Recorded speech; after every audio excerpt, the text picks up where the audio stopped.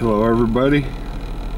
I'm going to title this video INTJ and some of the INTJ's abilities to do certain things, predicting the future, and their intuition mainly, because I'm an INTJ and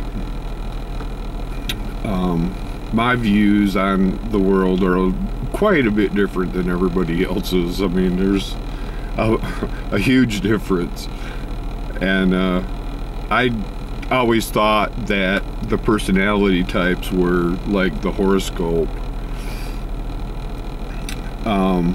you know, and they just give you a random, you know, you take the test and it gives you a random personality and you're supposed to like agree to the outcome.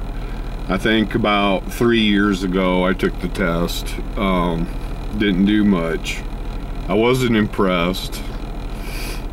I must have overthought it when I did it. I didn't actually put in there, but my intuition this last time when I filled it out was, okay, I'll give it a second chance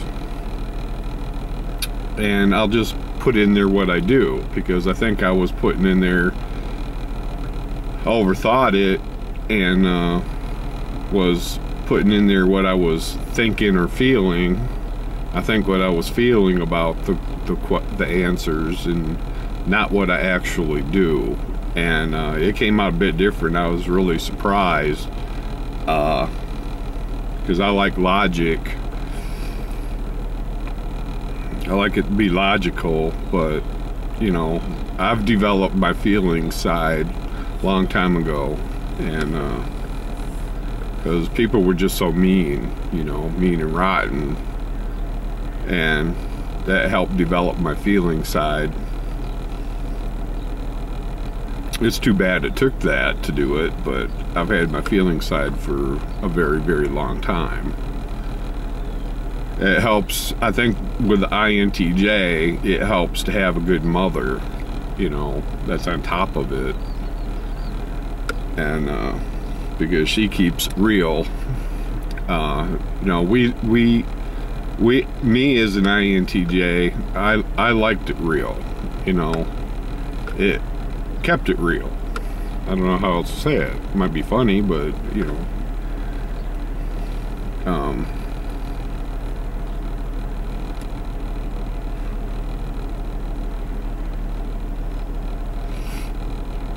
But there's an ability, you know, a lot of people don't understand the thought process behind it, you know, and I've actually thought out the thought process behind it. And I can tell you, I've already been on the internet and I've already, you know, said a bunch of my ideas. So, you know how people are, they run off with ideas and then they become everybody's, and somebody might take an idea and claim it as their own, but you know, I'm the one that's been in the background thinking about it, and I'm the one that put it out there.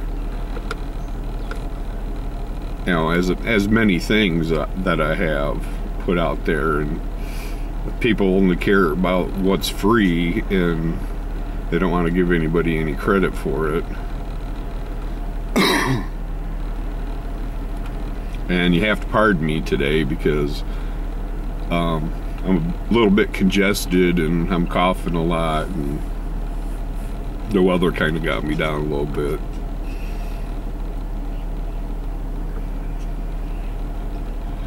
But the INTJ, and as far as I know it, there's not one that's exactly the same. They kind of can go into another NTJ's area a little bit.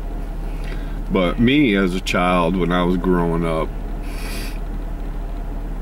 you know, I'm putting things on a shelf, you know, all my toys, I got this shelf and I'm putting my toys in all in order so I can see them all, and you know, and I played a lot, build a lot of forts, you know, with my army men, and you know, playing like that, or I'd be drawing pictures of underwater bases and stuff. I thought that was kind of hilarious, you know, the way they depict an INTJ as, you know, in the cartoons. And that's not totally true. That's not true. I don't believe that, like, there's evil INTJs. I just think there's misled INTJs. But I don't think there's one INTJ that's the same as the other. I think they like spill over into the other personalities a little bit. But for me, I always liked the visionary thing. Like telling the future would be mostly like on a bicycle. I used to ride bikes, and it's direct involvement in the thought process. So, you know, like when I was riding bikes all the time, the natural outcome of that was to improve the bike. What can you do to improve the bike? And, you know, now they got the ones with all the springs out and everything, and that's what I thought of way before any of that came out. And somebody had thought about that way before that, like 20, 30 years before that, and they just discontinued them. And, you know, and now you got people that race bikes and, you know, developed those kind of spring systems for them. And, you know, that's kind of something I wanted to do, but our society doesn't like junk laying around, so you can't, like, you know. And back when I was a kid, you know, there was no internet or anything, and so getting parts and things like that to be creative, it just didn't happen, you know. So that was a big stumbling stone. I was really disappointed because I didn't have an outlet for my creativity.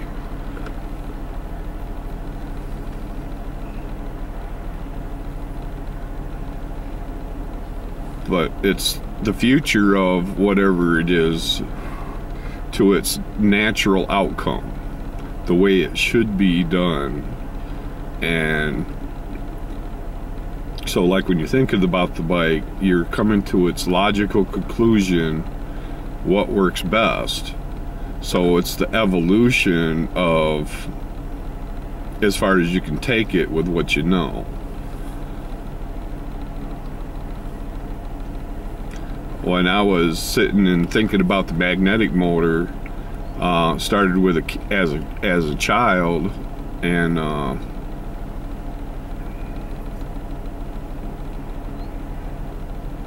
you get those little toy car play sets, you know, where you charge up the battery in them and you let them go around a Hot Wheels track, and you know, you get curious about it. And, you know, being an INTJ, you get curious about it, you have to take it apart, look at it. And it was then when I decided that to look more up on it. And then I was looking up the dynamos and magnetics and things like that, and come to the conclusion that with regular magnets and electromagnetism, you could virtually get something to spin for a very, very long time. You know, it wouldn't be perpetual motion because everything is subject to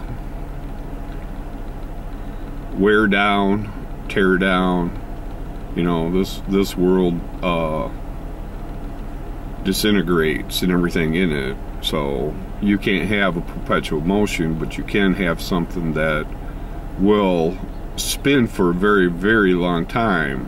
You know, depending on how it gets put together, could spin 20, 30 years, but it's not going to spin forever. Something's going to go wrong somewhere.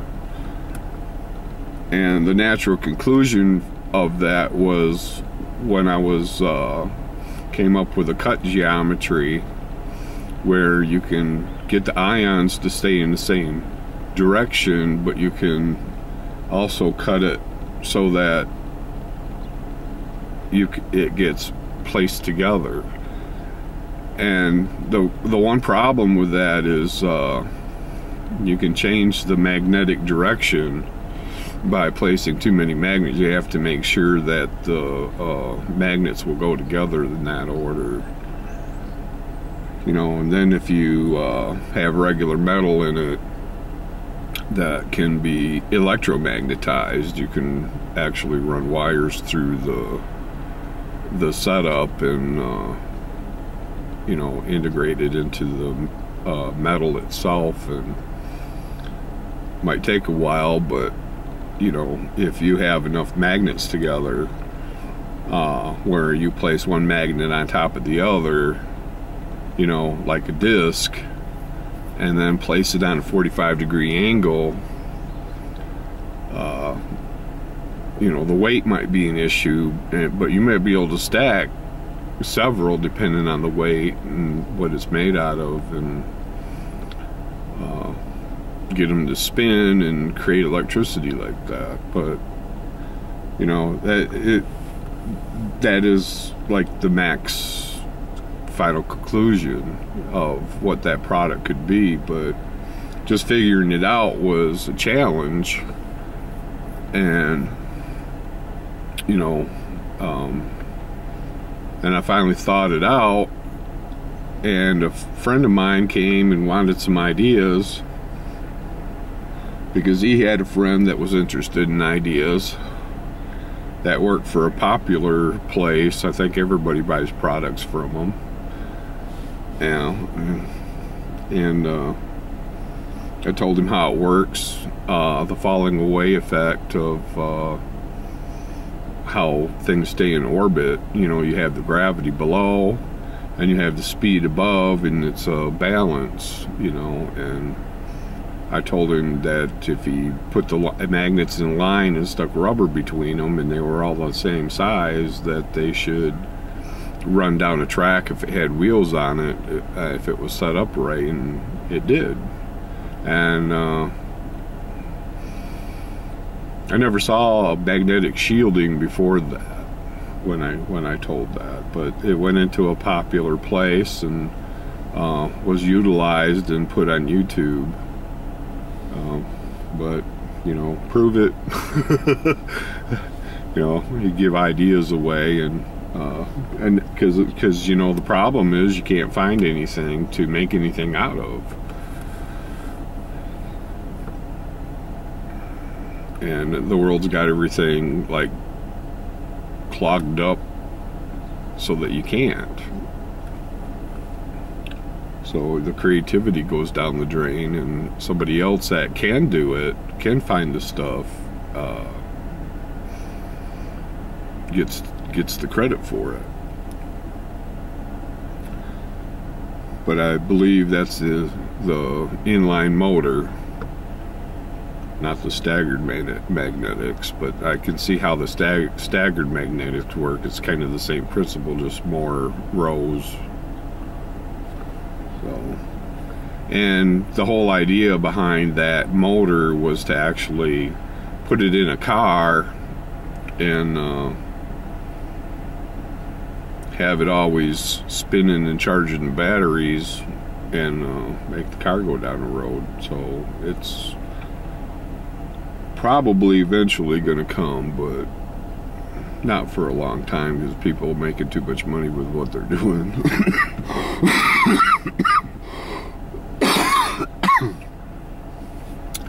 But the intuition side of an INTJ is just that. It's very intuitive, but like with me, it's an invisible piece of the puzzle. You know you found it. You know you found that, but you don't know what it looks like. It'll just come like the subconscious puts it together for you.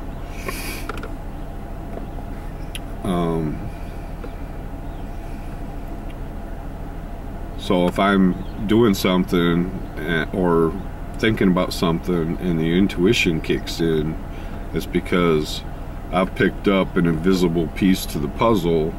I know that there's something there, but I don't know what that something is, and I have to try to put together the clues that I'm thinking about.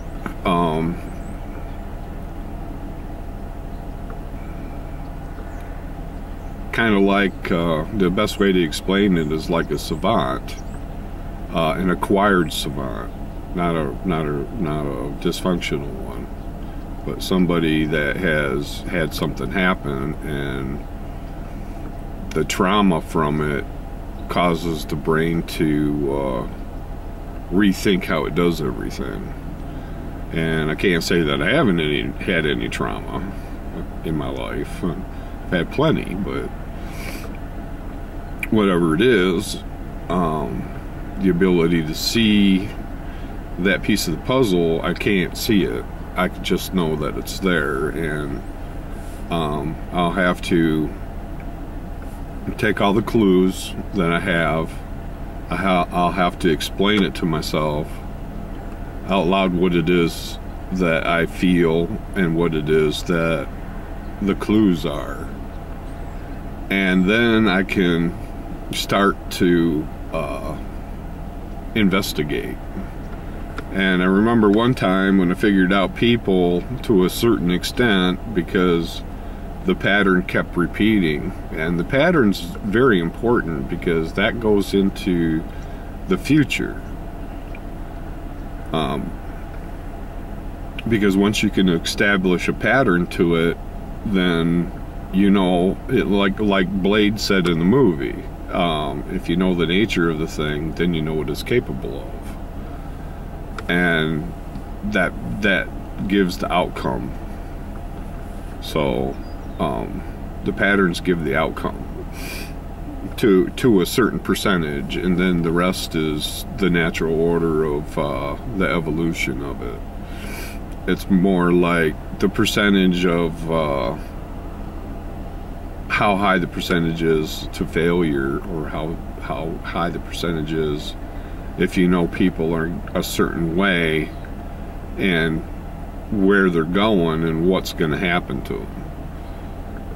And usually it comes out to be right. It just takes time because people are not able to see that like that. But like an INTJ would know way beforehand that, hey, this isn't going to work, especially if they have like a lot of life experience and a lot of feelings.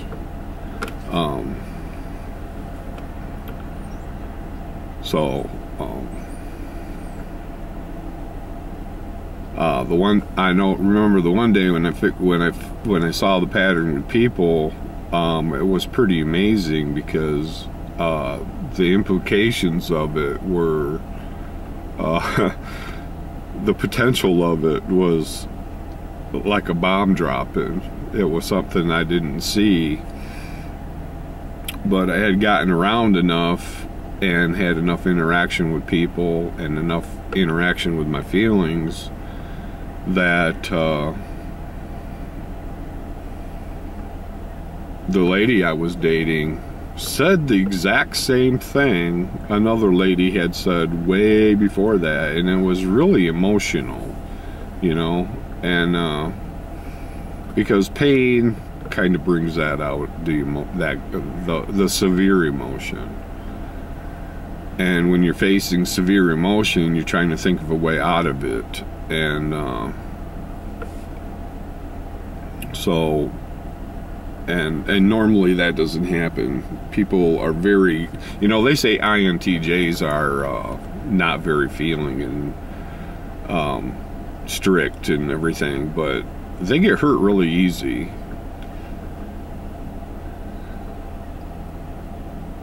They're not like, oh, to heck with it, you know, when I break up with you, you know, go your own way and get out of my sight. You know, there's a lot of guys out there that are like that, but with an INTJ, you know, we're pretty committed.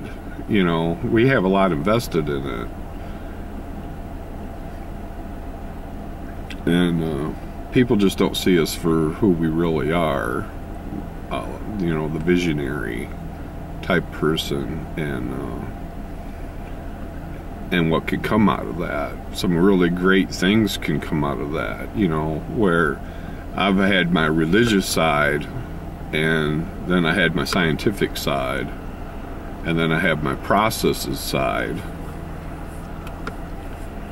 where I can organize. That's my natural born talent, is organizing.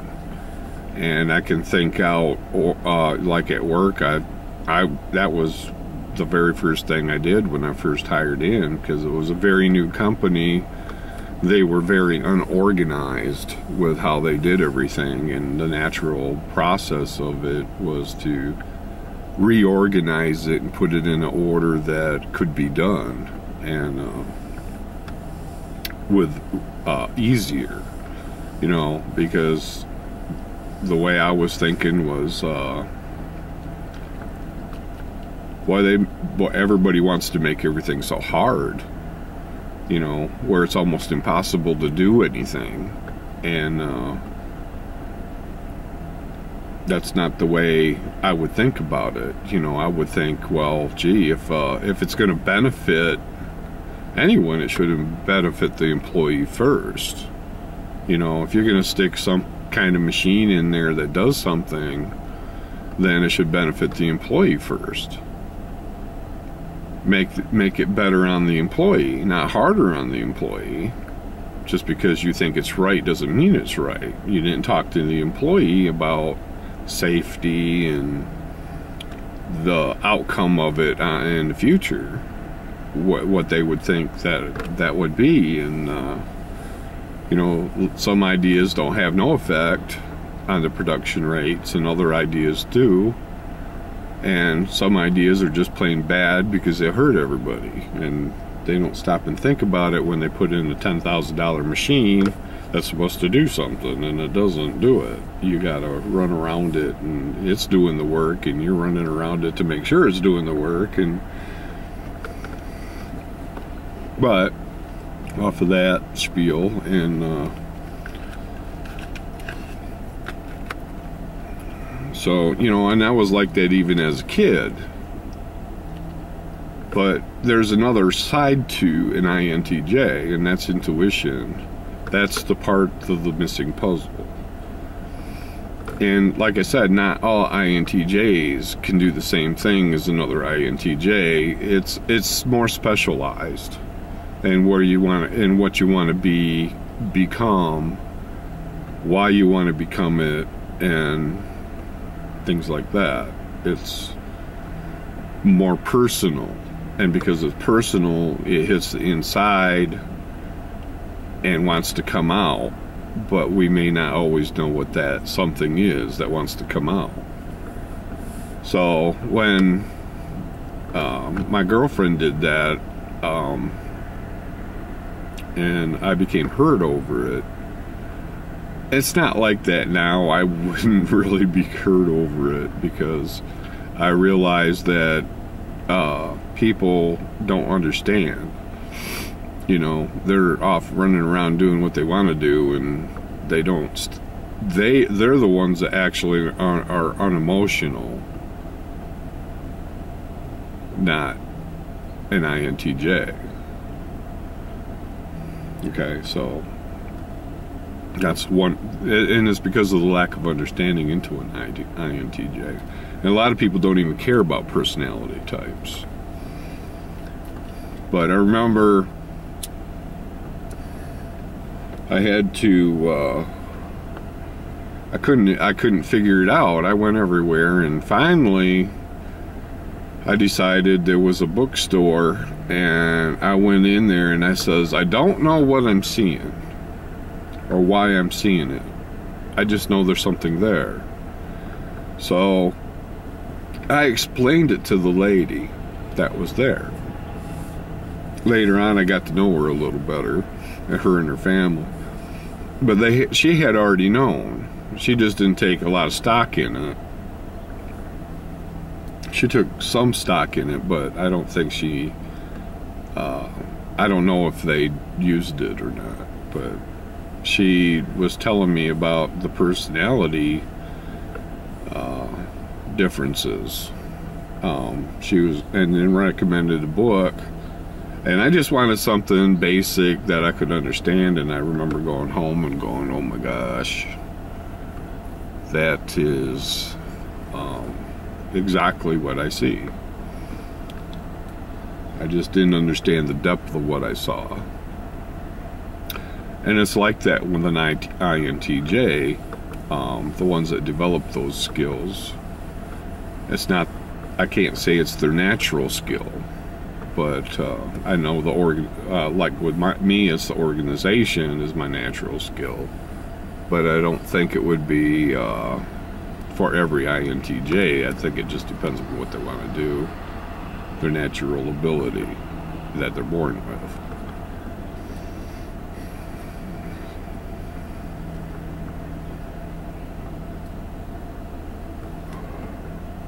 But basically, to chop it all up into a little block and hand it to you,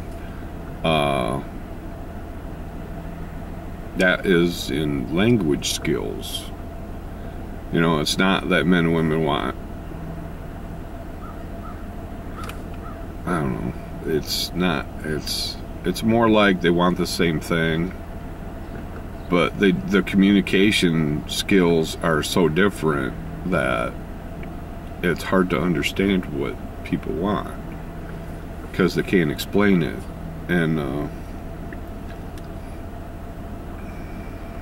because, like, to me, there's a difference in the words that you use.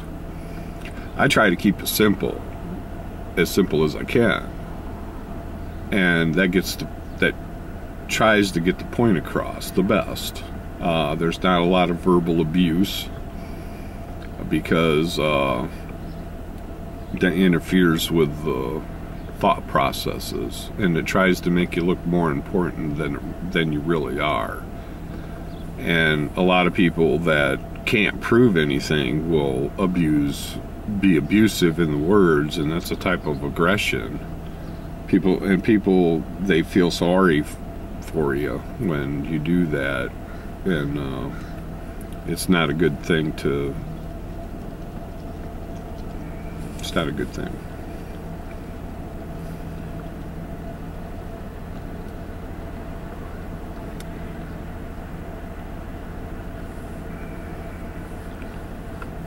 But the intuition side can be such that it's like that invisible piece of the puzzle.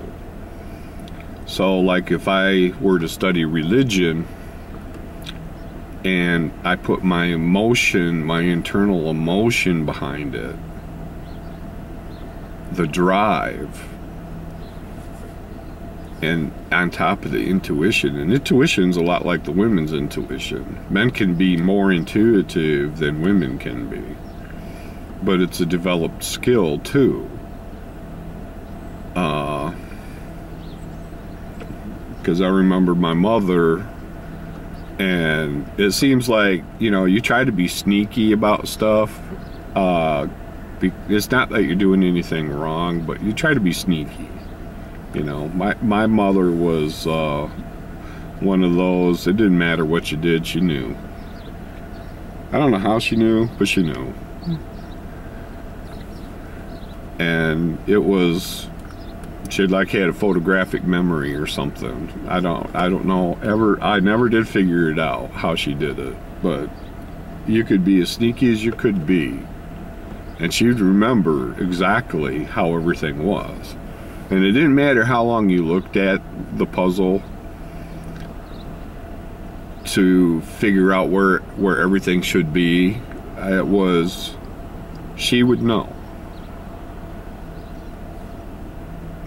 And I never did figure that out. I doubt if she'd even tell me now if I asked her. But that was enough to make me go looking for the answer, you know. How in the heck did she do that? And she had that intuition, and it must have, some of that must have passed off on me. And so if I look at something and I'm directly involved in it, so that it brings my care up. I don't know how else to explain that, the way I feel about it. It's because I'm directly involved in it, and